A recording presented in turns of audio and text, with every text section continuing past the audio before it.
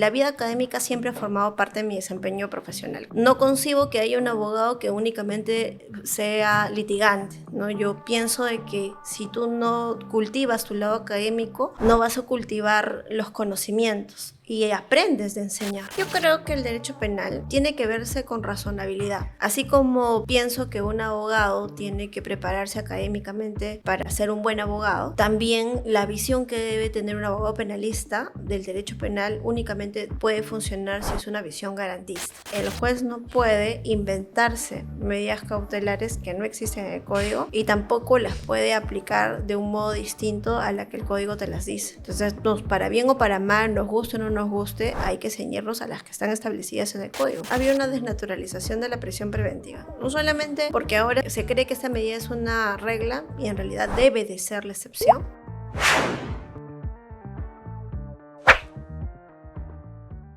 Bienvenidos a un nuevo capítulo de Ejeput Podcast. Un enorme saludo a toda la comunidad jurídica y al público en general que nos está observando el día de hoy.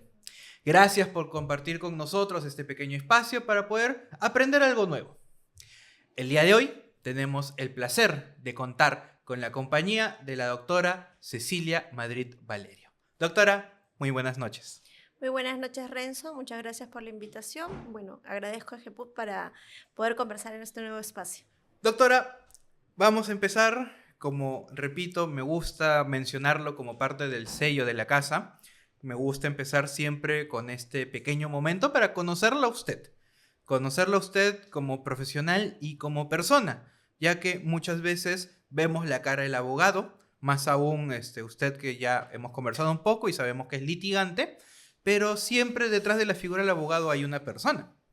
Así que cuando le preguntamos a usted, fuera de un ámbito profesional, ¿cómo usted se presenta? ¿Quién es la persona, no la doctora Cecilia Valerio? Cecilia Madrid Valerio, perdón, sino la persona, la humana, Cecilia, con sus gustos y disgustos. ¿Cómo usted se presentaría? Bueno, me presentaría como una mujer abogada, profesora, que es madre de una bulldog inglés y hermana, digamos, intermedia, que trata de sacar adelante su familia y que trata de transmitir también lo poco que he aprendido a lo largo de estos años a mis alumnos, ¿no?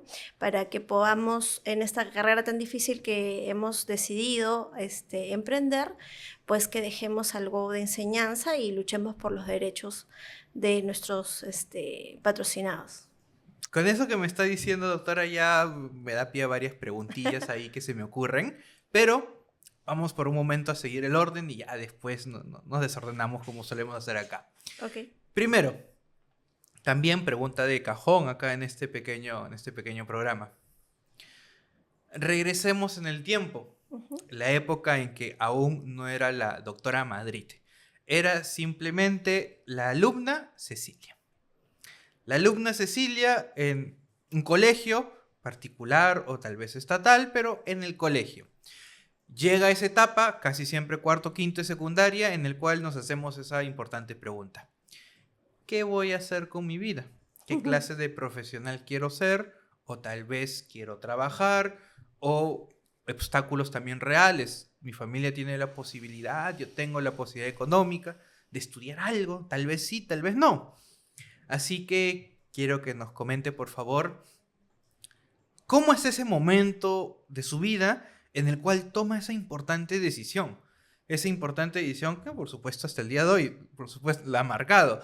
¿En qué instante pasa de no saber qué hacer con su vida, tener dudas, a tener tal vez no certeza, pero esa primera inclinación a la carrera del derecho? De niña siempre he sido una persona bien estudiosa. O sea, digamos que mis papás no han tenido mucha queja de mí. Y cuando terminé de estudiar el colegio, si quería seguir estudiando, me gustaba la investigación. Y tenía claro que quería estudiar en la Católica, porque, bueno, había visto que profesores míos estudiaban en la universidad y estaba entre estudiar periodismo o estudiar derecho. Finalmente, por influencia de la familia, terminé estudiando Derecho.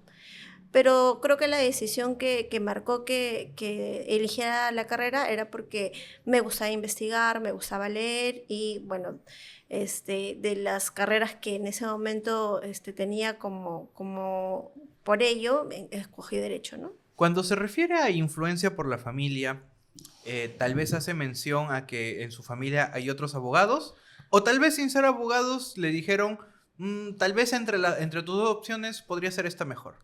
Bueno, mi papá no quería que estudiara periodismo. Decía que no, que era muy difícil y que mejor Derecho. Bueno, entonces como yo en realidad nunca he sido muy contestataria, hice caso porque no me disgustaba la idea de la carrera, ¿no? Ya. Y curiosidad también, usted mencionó que es la hermana de en medio. O sea, sus hermanas pasaron por ese mismo proceso. O sea, tal vez familia de abogados o tal vez también abrieron sus alas y se fueron para, no sé, medicina, periodismo, psicología, quién sabe. No, mis dos hermanos mayores no estaban, mi hermano mayor estaba en temas de hotelería y mi hermana estaba en temas de contabilidad, así es que no había antecedentes de abogados en la familia. Yo creo que también era un afán de mi papá de que quería una hija abogada, ¿no? Mi mamá sí quería que sea medicina, o sea, que estudiara medicina, pero definitivamente no le tengo temor a la sangre. Bueno, sí, hay que ser realistas. Si hay un impedimento así, un poco No. complicado estudiar medicina. Pero no sé si decir si la carrera de periodista es más o menos difícil que la de derecho. Supongo que depende de cada uno. Yo creo que porque había, digamos, no sé, cuando yo estudiaba, pues había el prejuicio de que, bueno, si es que es una carrera de medios de comunicación, como que no vas a tener mucho trabajo y ese tipo de cosas, ¿no? A ver, vamos a avanzar un poquito en el tiempo. Ujú. Ya, usted, por lo que más o menos ya nos ha soplado y también porque hemos investigado un poquito su hoja de vida, usted estudió en la Católica. Sí. Así que en la Católica, por supuesto, una carrera larga, 6 años promedio, puede ser un poquito menos, puede ser un poquito más, depende de cada uno. Y acá viene la duda. En esos 6 años de carrera uno aprende muchas cosas más allá del ámbito académico. Por supuesto, la carrera nos prepara y nos da las bases importantes para después desenvolvernos, pero al mismo tiempo la universidad, los profesores y nuestros compañeros nos muestran y nos enseñan aptitudes y actitudes que debemos de asimilar o tal vez rechazar en nuestra formación personal. Ahí yo le quiero preguntar si usted recuerda o tiene marcada en su mente algún momento en particular donde aprendió algo no académico, pero importante, positivo o negativo. Bueno, en verdad, a mí me gustó la dinámica de la católica porque, bueno, en la época en la que yo estudiaba no había mucha influencia política, no sé cómo está ahora, pero porque te influía mucho leer, ¿no? Y había una preparación humanística. Entonces, claro, quizás 2 años de estudios generales para algunas personas puede sonar demasiado, ¿no? Pero si en esos 2 años vas a aprender otras cosas que no sea solamente derecho y que después te van a servir ese lado humanista, pues yo ahora lo valoro, ¿no? En ese momento quizás no, pero ahora que soy abogada y bueno, tenemos que ver no solamente las leyes, sí, me parece que fue algo acertado estar ahí, ¿no? Y aparte, pues que encontré a grandes amistades, ¿no? Que finalmente, pues, enrumbaron mi rumbo profesional. Dentro de la universidad también siempre recordamos con cariño o con rechazo algún profesor o profesora. Porque repito, nos puede enseñar cosas buenas o a veces nos enseñan cosas que rechazamos. Y ahí le pregunto si usted recuerda algún profesor o profesora que la haya marcado a usted. De la parte de la carrera de Derecho me marcaron varios profesores, ¿no? La Católica no se caracteriza por ser una universidad que difunda mucho el derecho penal, ¿no?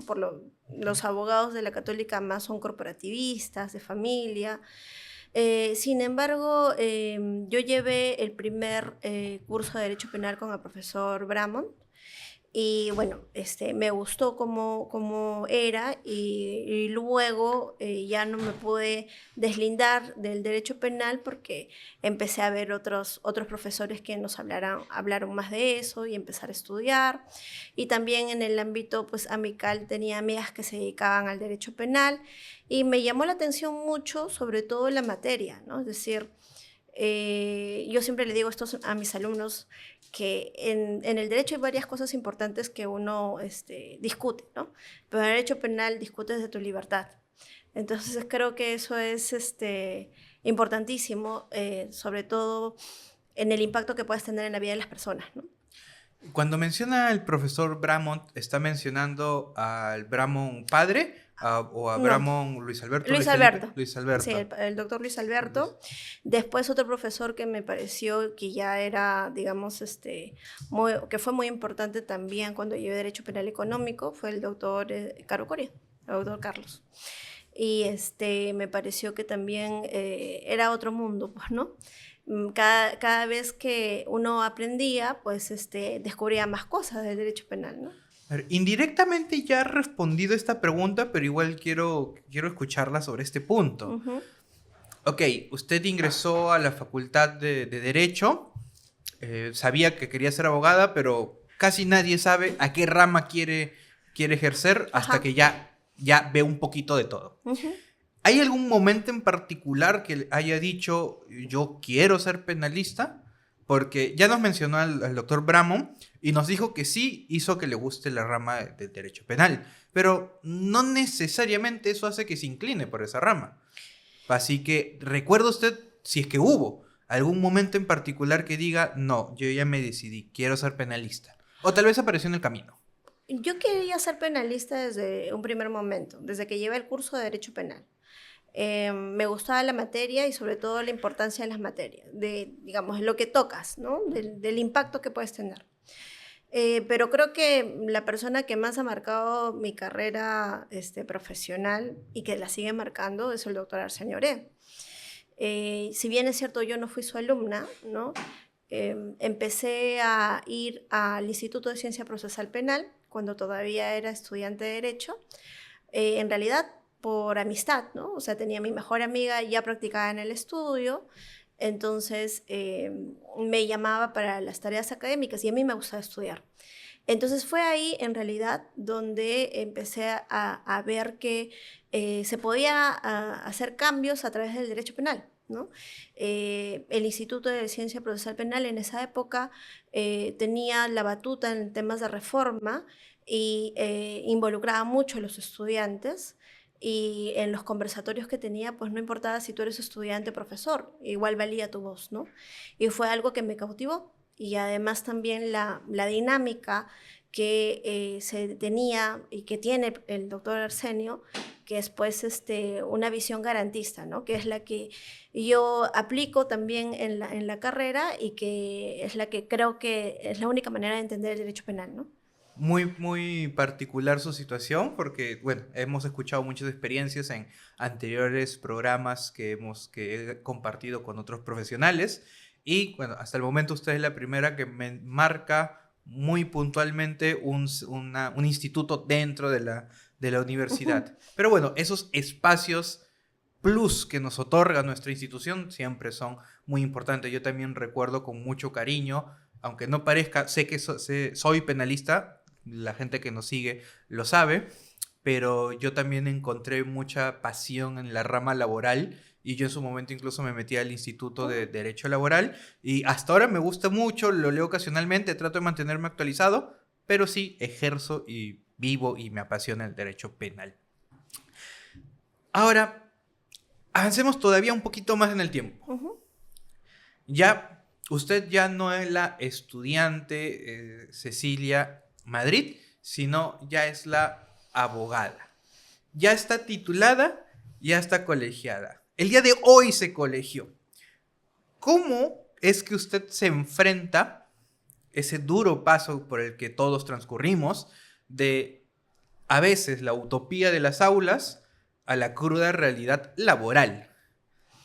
¿Cómo fue ese pase de llegar de las aulas, tal vez con poca o nula experiencia, y empezar a desenvolverse en este oficio que es el derecho penal, agregando la particularidad de que siempre el penalista tiene algo que lo marca de otras ramas, que es el tema de la litigación.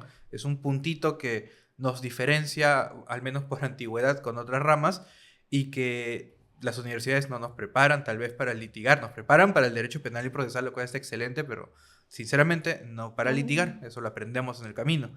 ¿Cómo fue ese pase para usted de un mundo a otro? Es que fue bastante progresivo, la verdad. Yo empecé a trabajar en temas civiles, en realidad. O sea, mi primer trabajo no fue en el estudio de guardia. Yo practicaba en un estudio que veían todos los temas civiles y penales. Y ahí mi primer contacto con el derecho fue pues de litigio puro, ¿no? O sea, desde elaborar contratos hasta litigar en el ámbito civil. Entonces, pero llegó un momento en que yo ya no quería ver otras cosas que no sea derecho penal, porque al mismo tiempo seguía yendo al instituto, seguía teniendo, digamos, las experiencias en el ámbito penal y era lo que más me gustaba hacer, ¿no? Entonces, cuando finalmente ya inicié mi labor, antes de titularme, tuve bastante tiempo como asistente. ¿Por qué? Porque como que relegaba, ¿no? Me gustaba estudiar, pero no, no me titulaba. Y finalmente, ya por fuerza, me titulé y bueno, fue natural, ¿no? El hecho de poder litigar, porque finalmente ya dependía todo de uno, ¿no? No me chocó mucho el cambio digamos, de la litigación, porque ya en la vida académica hacíamos, digamos, mucha práctica de ello, ¿no? Y como te digo, incluso cuando yo litigaba en el ámbito civil, yo ya hacía las labores de abogada. Entonces, como que no noté un cambio así profundo, ¿no? Obviamente mi primera audiencia sí se me marcó, pero fuera de eso ya se dio natural, creo yo. Justo con un pequeño comentario que dijo me llamó la atención. Ujú. ¿Recuerda usted cuál fue en materia penal su primera audiencia? Sí. ¿Nos podría contar un poco su experiencia? Y no me refiero a que nos cuente el caso, sino cómo se sintió Mm. usted. ¿Se sintió tranquila? ¿Se sintió nerviosa? Es un poco particular, ¿ya? Quizás esto es un poco personal, pero cuando tú me preguntaste hace un rato cómo fue el día de mi titulación, evidentemente fue la culminación de muchos logros, ¿no? Estaba mi familia, estaba el propio doctor Arsenio, pero lamentablemente ese día también fue un día triste, porque ese día también falleció mi papá. Entonces, como eso fue una situación agridulce, ¿no? Pero bueno, al momento de que han ya pasado los años y cuando me tocó mi primera audiencia, sí estaba nerviosa porque era pues tenía toda la expectativa y lo que tenía que decir. Además era de esas audiencias donde no hay ningún micrófono. Era el día de mi cumpleaños además. Tenía pues que levantar la voz porque además mujer, joven, como que todos los prejuicios te salen encima, pues, ¿no? Y mi contraparte era el doctor Azabache, era el abogado de la otra parte. Pero me fue muy bien. Y de repente los nervios iniciales, porque además era una sala que litigaba con el antiguo código, o sea, con toda la dinámica del antiguo código de procedimientos, pero me fue bien y fue una experiencia, digamos, tenía todo el nerviosismo obviamente de la primera vez, pero creo que no se notó y ya, de ahí no paré. Ahora, doctora, avanzando un poquito más, ya antes para culminar esta primera parte que es para poder conocerla, también mencionó que usted es profesora. Sí. Siendo usted profesora, y repito, también hemos tenido otros invitados que han sido profesores. Curiosamente es algo bastante común que tienen grandes profesionales, que ese afán de compartir y ellos mismos también crecer como profesores. Mi pregunta es, ¿qué la llevó, qué le empujó a ser profesora? ¿Hubo algún profesional que le dijo, oye, deberías enseñar? O tal vez durante la universidad usted se dio cuenta que tenía una pequeña habilidad para compartir con sus compañeros y que se le entienda. ¿Qué es lo que le empujó a tomar ese camino adicional, por supuesto, a ser abogada litigante? La verdad es que siempre he tenido una inclinación por la docencia. Fui catequista entonces estaba acostumbrada, digamos, a transmitir conocimientos, ¿no? Durante la universidad también, iniciando la carrera, también fui adjunta del doctor Eduardo Alcózar Povis, y me llevó a varias universidades donde él enseñaba. Entonces, eso también me fue formando, y la vida académica siempre ha formado parte de mi desempeño profesional. Creo que debe de ser así, es decir, no concibo que haya un abogado que únicamente sea litigante, ¿no? Yo pienso de que si tú no cultivas tu lado académico, pues no vas a cultivar los conocimientos y aprendes de enseñar. Entonces, después de hacer adjunta de Eduardo, cuando finalmente eh, saqué, digamos, la maestría, empecé a enseñar en diversos lugares, siempre guiada por en el estudio también casi todos enseñan, entonces era también como una motivación y un check más. De ahí empecé a enseñar en la Academia de la Magistratura, y cada vez eran mucho más retos, ¿no? Porque una cosa es hablarle al estudiante de pregrado, otra cosa es hablar con ya el magistrado o el profesional. Y bueno, no, siempre me ha gustado aprender de los alumnos, me mantiene actualizada, y creo que también es un reto modular también el contenido que das, ¿no? Es decir, las diversas formas, así como te preparas para una audiencia, qué cosa es lo que vas a decir, el juez que te va a escuchar, cuáles van a ser tus argumentos, es igual cuando das una clase, ¿no? No puede ser lo mismo o las mismas problemáticas que lleves a los estudiantes que a los magistrados, ¿no? O pues incluso a los propios abogados, ¿no? De todo lo que acaba de mencionar, hay una frase bastante bonita que dijo, y no sé si tal vez se percató o no. Por eso, ni bien la dijo, la anoté porque no me quiero olvidar de esta frase. La vida académica debe ser parte de nuestra vida profesional. Me encanta esta frase, diría que es una muy buena forma de señalar la importancia de algo un poquito más amplio. La academia definitivamente no nos podemos desligar de ella, somos eternos estudiantes, y una de las formas más bonitas, pesadas también, de mucha responsabilidad de mantenernos en la academia es la docencia. Uh-huh. Le comento, yo también tengo aspiraciones a ser docente y estoy con el tema de la maestría. Yo, abogado penalista, todavía relativamente joven, no tengo muchos años en ejercicio, y bueno, estoy viendo todo ese proceso de la maestría porque, bueno, requisitos universitarios, si vamos a ser profesores universitarios, tenemos que asegurar la calidad de primero nosotros, nuestros conocimientos, para poder entregar algo decente, algo de calidad, por supuesto, a los estudiantes. Muevo acá mis influencias, acá sé que me están escuchando, ese debería ser el título del podcast. Espero que se acuerden y que me entiendan mis indirectas. A ver, doctora, ya la conocemos un poquito. Ya hemos escuchado, muchas gracias por compartir acerca de estos pequeños momentos de su vida que la han marcado y que han denotado algún punto de inflexión para saber cómo seguir. Y ahora me gusta entrar a este segundo momento que lo denominamos corto y sencillo. Queremos entrar un poquito a temas de relevancia nacional para entender algunas palabras, términos, sucesos que ocurren, pero que no siempre comprendemos. Y bueno, conversando un poquito antes con usted, ya le había adelantado, está ahorita en boca de todos, independientemente que tal vez este podcast demore un poquito en salir, pero independientemente de eso, en estos momentos que nos estamos grabando, está en boca de todos el tema de Andrés Hurtado. Justo el día de hoy, se había programado su audiencia de prisión preventiva, la cual se reprogramó por un tema técnico de plazo razonable, que los abogados pidieron más tiempo porque fue muy poco el tiempo que les dieron para prepararse.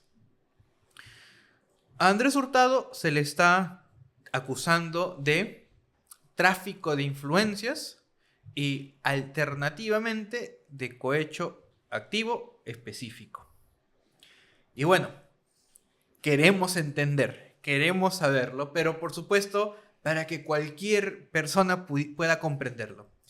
Primero, ¿qué es el tráfico de influencias? El tráfico de influencias es un delito contra la administración pública y básicamente sanciona el ofrecimiento de influencias en el marco de un procedimiento, sea administrativo, sea penal, sea en el ámbito jurisdiccional. Y para su configuración no tiene que haber pago de ningún soborno, o sea, basta con el ofrecimiento de estas influencias. Incluso quien te ofrece las influencias puede o no tener esas influencias realmente, ¿no? Es una muestra del adelanto de la barrera de punibilidad en temas de corrupción, ¿no? Vamos a poner algunos ejemplos para asegurarnos de que hemos entendido bien. Supongamos que yo tengo un amigo, no sé, lo conocí en la universidad y ahorita es fiscal. Y resulta, da la coincidencia de que ese fiscal está viendo un caso de usted, un caso X, un caso penal X. Entonces, con lo que usted me está diciendo, si yo voy con usted y le digo, mi amigo Pepito es el fiscal que está viendo tu caso y yo puedo hacer que lo archive. ¿Con esta simple expresión ya se estaría cometiendo este delito? No sé si es que eso traslade el tema de la mínima intervención del derecho penal, ¿no? Tendría que haber una promesa y un ofrecimiento a cambio de un beneficio, ¿no? Que no se dé necesariamente el beneficio, pero sí que haya pues un marco del aseguramiento de supuestamente ese objetivo, ¿no? Un ejemplo también puede ser el que, no me acuerdo ahorita el nombre de un abogado que también estuvo en el marco de una imputación similar, en donde precisamente se le investigó a propósito de que le dijo a una persona de que sí tenía todo asegurado en ese, digamos, en ese órgano jurisdiccional para que pueda pues, salir bien, ¿no? Y fruto de eso, pues esta persona confió y fue la misma persona que puso en evidencia este hecho. Entonces estamos hablando de un simple comentario, no necesariamente es el delito, sino que ya tendríamos que ver un compromiso mayor de, por ejemplo, ya mi amigo Pepito está viendo tu caso y dame $5,000 y yo hablo con él y me aseguro de que se archive. Sí, pero para configurar el delito no requieres que yo te dé los $5,000. O sea, es decir, basta con la aceptación de la transacción, si lo quieres decirlo así, ¿no? Entonces, para que se configure el delito. Ya. En este ejemplo, donde yo conozco al fiscal y usted no conoce al fiscal, pero escucha mi propuesta y también está de acuerdo. Usted también exterioriza de, ok, yo te doy la plata, incluso me da un adelanto. No se necesita el dinero, ya lo aclaró, pero igual adelantó. Igual me dio a mí. Me dio a mí que no tengo nada que ver con, con la fiscalía que está viendo su caso. En este primer ejemplo, bueno, segundo ejemplo ya. ¿Quién está cometiendo el delito de tráfico de influencias? ¿Yo? ¿Usted? ¿Ambos? Los dos, porque se sanciona tanto a quien ofrece como quien acepta, o sea, el traficante. E incluso tú puedes decir que sí tienes un vínculo con la persona que va a decidir, ¿no? Quizás no lo tengas, pero igual ahí ya se configuró ese delito. Entonces agregamos ese tamiz que tal vez lo omití en un inicio. Yo dije, conozco al fiscal, lo conozco desde la época universitaria, pero podría estar mintiendo. Sí. Realmente no tengo la más mínima idea quién será él ni su número celular. Podría estar mintiendo. Claro, porque este delito sanciona también al vendedor de humo, le dicen, ¿no? Se discute si es que eso es así, no es así, pero claro, ahí lo que está detrás es que es un delito contra la administración pública y entonces el solo deslizamiento de que puede haber un acuerdo de esa magnitud puede afectar, digamos, el correcto funcionamiento de la administración pública, pues, ¿no? O sea, es un adelantamiento importante de la barrera de punibilidad, pero a estas alturas, es por eso también que la sanción no es tanto como otros delitos de corrupción de funcionarios, ¿no? Pero sí está sancionado. Ya nos está quedando claro que es este tráfico de influencias, Me gusta mucho cómo se resume en el vendehumo, es uno de los supuestos, Ujú. o tal vez sí tengo el vínculo real, pero no es que todavía ocurra en palabras coloquiales, todavía no le estoy rompiendo la mano a la Ujú. autoridad. Si es que tú incluso además eres un funcionario público, ahí pues la figura se agrava, ¿no? La agravante en tráfico de influencias por yo ser funcionario Exacto. público y supuestamente interceder ante otro funcionario público. Ujú. Como por, no sé, pues el adjunto de el juez, El el secretario, secretario, el ¿no? notificador, pero que Ujú. está en un entorno más cercano. Correcto. Ya. Ahora, regresando otra vez a este requerimiento de prisión preventiva que está afrontando Andrés Hurtado, hay de manera alternativa otro delito, que es el cohecho activo específico. Ujú. Así que bueno, vamos de uno en uno para no mezclarnos con tantas palabras de golpe. ¿Qué debemos entender por cohecho? En palabras simples, el cohecho es el soborno, ¿no? Es decir, es el otorgamiento de una ventaja indebida a un funcionario público para que realice algo dentro de sus funciones, para que no las realice o para que viole sus deberes. O sea, en cualquier caso, se sanciona el cohecho. Y se sanciona tanto la conducta de quien ofrece como del funcionario público que acepta. A ver, ahí primero quiero ahondar en una palabrita. Ujú. Mencionó que el cohecho es aquel que da una ventaja indebida. Sí. A ver, diría yo que no lo dudamos de la clásica coima, de ofrezco dinero. Ujú.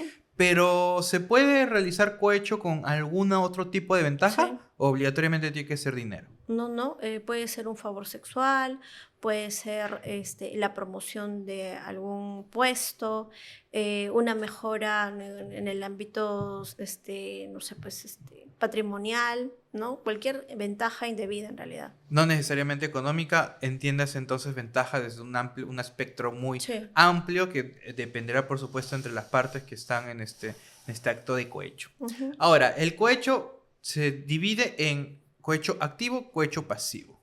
¿Cuál es la diferencia? Sé que ya más o menos la mencionó, pero para entender un poquito el tecnicismo, ¿cuál es la diferencia entre el cohecho activo y cohecho pasivo? Nuestro legislador ha decidido sancionar con un tipo autónomo a la persona, al particular que ofrece la ventaja indebida, cohecho activo, y también sanciona en otro tipo autónomo al funcionario que acepta o que pide, ¿no?, la ventaja indebida.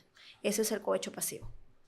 Cabe la posibilidad de que, clásico ejemplo, estoy manejando mi vehículo, el policía me detiene, me quiere poner una multa y estoy entendiendo, si yo le ofrezco 50 soles, yo sería el que está cometiendo el delito de cohecho activo, Sí. porque ofreciendo el dinero, y este policía estaría cometiendo el delito de cohecho pasivo por Ujú. recibir el dinero. Sí. ¿Cabría la posibilidad de que en este escenario el policía se niegue y en ese instante me detiene? Entonces únicamente habría delito por mi parte.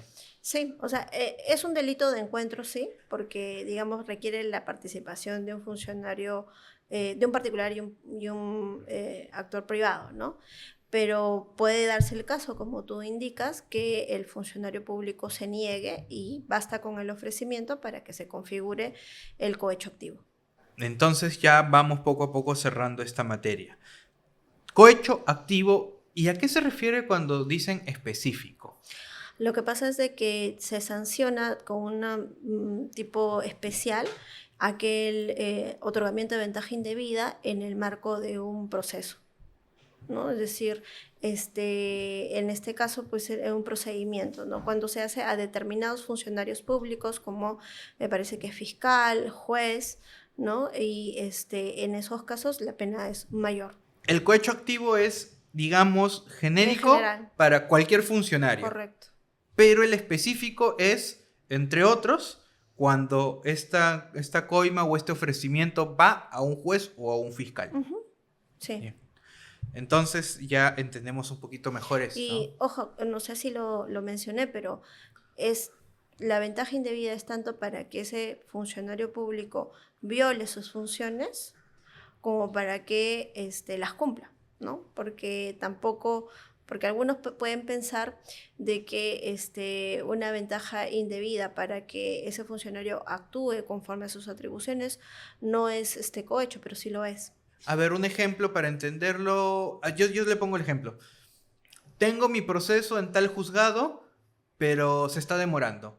Así que voy, hablo con el juez, con el especialista, con tal, y les doy un sencillo para que apuren. No les estoy pidiendo que me favorezcan en la sentencia, no les estoy pidiendo ganar, pero les estoy pidiendo hazlo rápido. Sí, porque aun cuando ese funcionario resuelva tu caso conforme a la ley, ¿no? Ya el solo ofrecimiento para ello también es un delito de cohecho. Entonces, tal vez contrario a lo que muchos podemos creer, no es solo para hacer actos en sencillo malos, actos prohibidos, actos contrarios a sus funciones o a la ética del funcionario público, sino puede ser incluso para que hagan lo que tengan que hacer. Correcto. Sí, porque se entiende que el funcionario público debe realizar sus funciones en virtud de, digamos, el honorario que recibe en el marco de la administración pública, ¿no? No tendría por qué pedirle al administrado ningún tipo de ventaja. Antes de empezar, de manera fuera de cámaras, habíamos estado conversando un poquito acerca de lo que ha pasado el día de hoy en la audiencia de Andrés Hurtado. Y bueno, hay un detalle interesante. Primero, contexto para que nos entiendan. Hoy a las 3 de la tarde iniciaba la audiencia de prisión preventiva en contra de Andrés Hurtado. La fiscal superior, la doctora Luz, fiscal superior de lavado de activos, y una persona que sería el intermediario, quien estaría siendo beneficiado, el ciudadano Muley. Lo cierto es que cuando inicia esta audiencia, el abogado de la fiscal, el doctor Benji Espinosa, plantea, antes de entrar al debate de la prisión preventiva, una cuestión previa. Y en sencillo dice, me han dado este requerimiento al mediodía. La audiencia es a las 3. Solo me han dado 3 horas para prepararme de un caso complejo. Escuchaba, dentro de los alegatos que estaban dando los abogados, que el expediente tiene aproximadamente 8 tomos y no saben si es que ha incrementado la información. Y estaba el doctor Espinosa y se sumaron los otros abogados, estaban pidiendo la reprogramación. Primero, ¿qué opina usted más allá de este caso? Pero es una situación real. Lamentablemente, para bien o para mal, cuando hay detenidos de por medio, en este caso Andrés Hurtado está detenido, a veces las prisiones preventivas se apuran, lo cual es bueno porque hay una persona detenida, pero a veces parece malo porque termina siendo todo tan rápido que uno piensa, ¿de verdad te puedes preparar adecuadamente? ¿Qué opinión tiene usted sobre ese, más allá del caso, de esta situación que se suele dar en la realidad? Es que yo creo que el derecho penal, y esto es una de las cosas en las cuales me ha marcado el doctor Arsenio, es que tiene que verse con razonabilidad. Es decir, como yo te comentaba en un inicio, ¿no? Así como pienso que un abogado tiene que prepararse académicamente para ser un buen abogado, con todo lo que ello implica, también la visión que debe tener un abogado penalista del derecho penal únicamente puede funcionar si es una visión garantista. Entonces hay que tener siempre en cuenta cuando aplicamos las normas penales los principios y sobre todo también las garantías del debido proceso. Entonces, cuando hay estos plazos tan cortos, que significan además el recorte de garantías como el derecho de defensa, habría que hacer una aplicación racional del derecho penal, ¿no? Porque incluso para las personas que no están detenidas, la ley tiene un error, creo yo, ¿no? Que es el tema, lo comentábamos, es esto de que se programe en el plazo de 48 horas la audiencia después de que te notifiquen el requerimiento. Y eso puede sonar, si la intención es de que la persona no esté detenida más del tiempo establecido, que también eso sí se tiene que cumplir, evidentemente, no no tendría por qué significar un recorte, ¿no? Entonces, por eso es de que no se entiende cuando, por ejemplo, te notifican pues un día antes esas enormes palancas y todos tienen, no, un abogado, solamente un abogado sería imposible que pueda enfrentar una prisión preventiva en un caso complejo en un día con, no sé, pues 40 tomos de por medio, ¿no? O sea, es imposible. Para los que hemos hecho esa labor, no la podemos hacer uno solo, ¿no? Entonces, yo creo que sí tiene que atenderse a a la razonabilidad sin que ello evidentemente signifique una afectación adicional a la libertad que de repente esta persona sí está pasando en este momento, ¿no? Porque está detenido y se tiene que cumplir, digamos, el plazo máximo de detención y definir su situación jurídica en ese plazo máximo de detención. Pero creo que también es irracional que sometamos a su propio abogado, ¿no? A que asuma una audiencia sin la debida preparación o sin tener el tiempo para eso, ¿no? Porque si no, el Estado no se va a diferenciar, ¿no? De una persona que infringe la ley. Yo creo que la única manera de que el Estado pueda dar una sanción, o bueno, en este caso ordenar de manera legítima la prisión preventiva, que no tiene como fin una sanción, tiene que hacerse de acuerdo a la ley y respetando los derechos de la persona, ¿no? Y a veces se da exactamente lo opuesto. A ver, tenemos este escenario que ya muy completa su respuesta, doctora, que es básicamente el tiempo fue corto. Lo que la Corte Interamericana ha denominado en alguna ocasión como plazo razonable inverso, que el tiempo no debe ser ni largo, que es lo más usual, pero tampoco corto. Tiene que ser un tiempo razonable, acorde a cada caso concreto, para la preparación adecuada para el derecho a defensa en su pleno ejercicio. Y acá ha sido bastante corto, eso queda claro. Y bueno, y también precisamente por eso el juez finalmente dijo, es razonable lo que piden, vamos a tener la audiencia el día lunes a las 9 de la mañana, me parece. Les ha dado poco más de 48 horas para prepararse adecuadamente. Pero a veces hay algo exactamente opuesto. El caso pasó hace un par de meses, este año, el caso de crimen organizado, básicamente en el contexto de lo que se está investigando dentro de algunos temas de Cerrón. Está el tema de un operativo que se hizo, el operativo Valkyria, hubieron 7 detenidos, se pidió prisión preventiva contra 5 de los 7 detenidos, y curioso, y este detalle me parece interesante. Detenidos en un contexto de crimen organizado, sabemos que hay más plazo, Más tiempo. todo es más pesado, hay más elementos de convicción. Se convoca la prisión preventiva y la norma establece que mientras dura la prisión preventiva, la detención se va extendiendo. La detención, así sea una detención de 7 días, de 15 días, del tiempo que sea, si llegaste a tu límite, pero tu prisión preventiva sigue en trámite, te vas extendiendo 1 día, 2 días, 3 días, 4 días, hasta que termine. Ahora, ¿qué pasó en este caso? El caso donde también estuvo el abogado Castillo Alba, dentro de otras personas, pero es dentro del mundo jurídico, es al menos a quien identificamos. Los detenidos padecieron sus audiencias de prisión preventiva, habían pasado, y no estoy exagerando, habían pasado 2 meses de audiencias y aún no se resolvía. Y los detenidos, que habían estado detenidos 15 días, si la memoria no me falla, ya llevaban 2 meses y 15 días detenidos. Exactamente lo opuesto. ¿Qué opinión tiene respecto a eso? Me imagino cuál es la consideración que tenemos de ese punto, pero me gustaría escucharla. Es que yo creo que había una desnaturalización de la prisión preventiva. No solamente porque ahora se cree que esta medida es una regla y en realidad debe de ser la excepción. Y porque además se ha convertido en prácticamente una audiencia de tipo juicio oral, ¿no? Y estamos en todos los casos iniciándolos. Entonces, se entiende que lo que se discute ahí no debería de modo alguno emular a una audiencia de juicio oral, ¿no?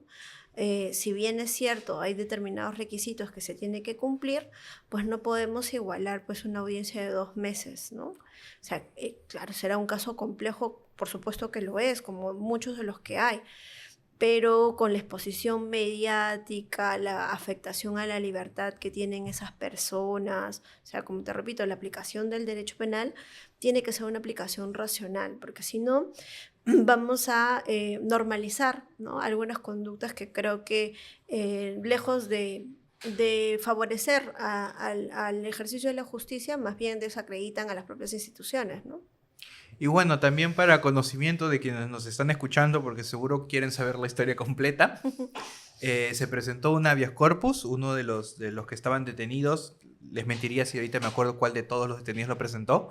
Lo cierto es que se presentó un habeas corpus y la primera instancia nomás vio esto y dijo: esto está mal, es excesivamente mal, y prácticamente mandó un ultimátum al juzgado de investigación preparatoria que estaba viendo la prisión preventiva y le dijo: tienes 48 horas para pronunciarte. Me parece que se pronunció en 72 horas, un poquito más, pero se logró el objetivo. Ahí esta salida constitucional, al menos no para decir que tenían o no tenían que tener prisión preventiva, pero al menos para acelerar a la fuerza, lamentablemente, pero acelerar a este juzgado de investigación preparatoria fue necesario, porque quién sabe cuánto tiempo más hubieran pasado de las personas ahí detenidas. Y se lo comento porque este juez tomó una metodología bastante particular. No es que me parezca mala, pero en ese caso la implementó mal, que es uno por uno. Primero todo el primer presupuesto del primero, del segundo, del tercero, del cuarto, del quinto, todo el segundo presupuesto del primero, el segundo, tercero, cuarto y quinto. Y bueno, el primero suele ser el cabecillo, el de lo más importante, es el que está más ancho en elementos de convicción.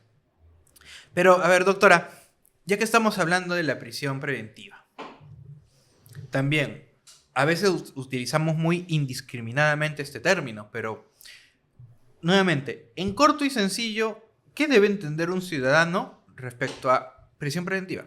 ¿Qué es una prisión preventiva? Es una medida cautelar que el único objetivo que debe de buscar es asegurar la presencia de la persona que está siendo investigada para que, llegado el momento, ¿no?, cuando se dicte un pronunciamiento, pues se pueda ejecutar. Es decir, la prisión preventiva únicamente tiene por finalidad asegurar los fines del proceso, sea la presencia de el imputado, como también pues que no exista prácticas de obstaculización, ¿no?, en la investigación, que son las únicas razones. Por eso es de que a veces, claro, hay un estándar alto que está pidiendo la Corte Suprema para poder ordenar una prisión preventiva en cuanto a fundados elementos de convicción, que además creo que así se debe de realizar por la afectación que significa detener a una persona y mandarlo a un centro penitenciario. Pero creo que el factor más importante para decidir si va o no va una prisión preventiva es precisamente el peligro de fuga o el peligro de obstaculización. Porque sin eso, aun cuando hubieran muchos elementos de convicción, no se justificaría una prisión preventiva, ¿no? Creo que esa parte, y me gustaría ahondar un poquito en ello, diría que es muy importante para que entendamos la prisión preventiva, porque, y bueno, lamentablemente en este extremo la prensa no ayuda mucho. Se tiene el entendimiento común que la prisión preventiva, por ejemplo, detienen a un ratero, alguien que tiró a una chica al piso, la golpeó, le arranchó la cartera, está grabado en una cámara de seguridad y lo detuvieron 3 cuadras más adelante. Y en teoría siempre tienen ya todo lo que necesitan para que esta persona sea culpable. Y la gente dice: pero si al final, dentro de 5 días, una semana, ya nuevamente están en la calle. Y entiendo que no comprenden a veces el concepto del proceso en libertad, o que creen que la prisión preventiva se convierte en un automatismo cuando tienes teóricamente lo que necesitas para demostrar una responsabilidad. ¿Usted cree que este mensaje social que se está brindando sobre la prisión preventiva es positivo? No, yo creo que más bien es lo que hace que pueda haber una normalización de malas prácticas, ¿no? O sea, no porque el delito sea más grave, ya es se requiere de todas maneras la prisión preventiva, porque esa no es su finalidad. Porque si todas personas tienen derecho a un juicio previo, a un proceso, y esta es la etapa inicial, no podemos pues no podemos entender, salvo que sea un caso pues de proceso inmediato, ¿no? O de flagrancia, ¿no? Que esto ocurra en el inicio del proceso. Entonces la prisión preventiva no tiene una finalidad sancionatoria, aun cuando eso está muy enraizado en la población.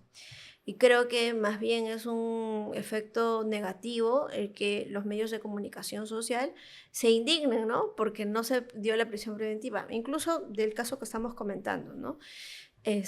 No, o sea, tendría que no solamente valer en esa decisión que el delito sea grave o no grave, o la vinculación, o si es que hay elementos de comisión. Habría que ver, sinceramente, si en ese caso no hay otras medidas. El código tiene un montón de medidas de coerción que pueden cumplir con los fines que se requiere: impedimento de salida del país, comparecencia restringida, y no las usamos porque vemos primero lo que es la afectación de la prisión, utilizamos la prisión preventiva. Y eso, pues, finalmente hace que la veamos como la única opción, cuando el código tiene muchas otras opciones, y además con un test de proporcionalidad bien realizado, no debería, pues, de recurrirse como primera respuesta a la prisión preventiva, ¿no? Este comentario mío puede que sea un poco ácido y crítico, pero para mí me sigue pareciendo utópico que en el país se haga un test de proporcionalidad adecuado. O sea, repito, es lo ideal. Es lo ideal, pero en la práctica que llevo, desde a veces juzgados muy sencillos y comunes, y he visto también hasta el Juzgado Supremo de Investigación Preparatoria, el análisis de la proporcionalidad es muy flexible, en el sentido en el que no veo un análisis individualizado de las circunstancias de cada persona. Pero bueno, ya, el test de proporcionalidad tiene sus pros y sus contras, pero es un requisito para toda medida coercitiva. Mencionó que existían otras alternativas que prevé el código para la prisión preventiva, y mencionó una que llama la atención: la comparecencia con restricciones.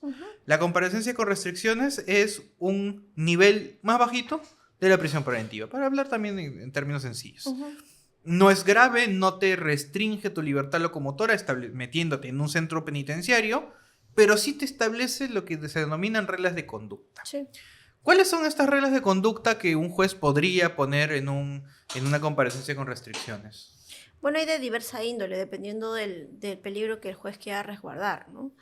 Hay desde ir a firmar cada 2 meses, ¿no? O ahora con control biométrico, porque no sé si es solamente ir a firmar, informar tus actividades, no entrevistarte con testigos, y bueno, la otra, que es prácticamente un impedimento de salida del país, que es pedir autorización si te ausentas de la localidad donde resides, ¿no? Que incluso puede ser más grave, ¿ah? Porque me ha tocado ver experiencias de clientes que por tener esa medida de restricción, cuando por ejemplo quieren pues no salir o sea, si viven en Lima y quieres salir a Huaura, pues tienes que pedir un permiso. Y no te puedes mover de Huaura si es que el juez no te lo otorga. Incluso yo he visto, y a veces lo critico un poco, he visto reglas de conducta que no están en el código y los jueces las inventan, lo cual no me parece mal, siempre y cuando se preserve, digo yo, la finalidad de la comparecencia con restricciones, que básicamente es el aseguramiento de la persona en la localidad, o tal vez el impedimento de una obstaculización. He visto, y me acuerdo que me llamó mucho la atención, el año pasado hubo un caso de se hizo bastante popular, no diré su nombre, pero es un abogado que vivía en un edificio y que, estando borracho, un abogado vecino aparentemente conflictivo, que peleaba con su vecino siempre, y que un día, estando borracho, agarra su arma de fuego, va hasta la puerta del vecino, no me acuerdo si del mismo piso o de otro, y le dispara a la puerta. Y obviamente las balas atraviesan. No terminó ningún herido ni nada, pero una situación bastante grave. Se pidió prisión preventiva en contra de esta persona y no se puso la prisión preventiva. Hasta ahí estoy de acuerdo. En mi opinión no merecía una prisión preventiva, aunque pueda ser una opinión impopular, pero eso es lo que considero técnicamente. Lo que me llamó la atención es que se le puso como regla de conducta tener que mudarse de ese edificio. Me acuerdo clarísimo que le pusieron esa regla de conducta porque estaba viendo en Justicia TV la lectura de su resolución. La estaba viendo en ese momento con un colega y me puse crítico con ese punto y empecé a conversarlo con mi amigo también abogado penalista, diciendo, si el fin de la prisión preventiva es asegurar su presencia, que tú le digas que se vaya, no es un poquito contradictorio, es exactamente lo opuesto. Pero y además tienes que acordarte que un principio que regula las medidas cautelares es la legalidad. Es decir, el juez no puede inventarse medidas cautelares que no existen en el código y tampoco las puede aplicar de un modo distinto a la que el código te las dice. Entonces, para bien o para mal, nos guste o no nos guste, hay que ceñirnos a las que están establecidas en el código. Y eso prácticamente ha sido normalizado, ¿no? En varias cosas. O sea, por ejemplo, el famoso arraigo de calidad, ¿no? Que en ninguna parte había arraigo de calidad y tantos años estuvimos con ese arraigo de calidad. Y iba en contra del principio de legalidad. Hasta que la Suprema sacó una casación diciendo, ¿quién se inventó eso? El arraigo, ¿hay o no hay? Claro. No hay de mayor calidad, de menor calidad, o hay o no hay, así de simple.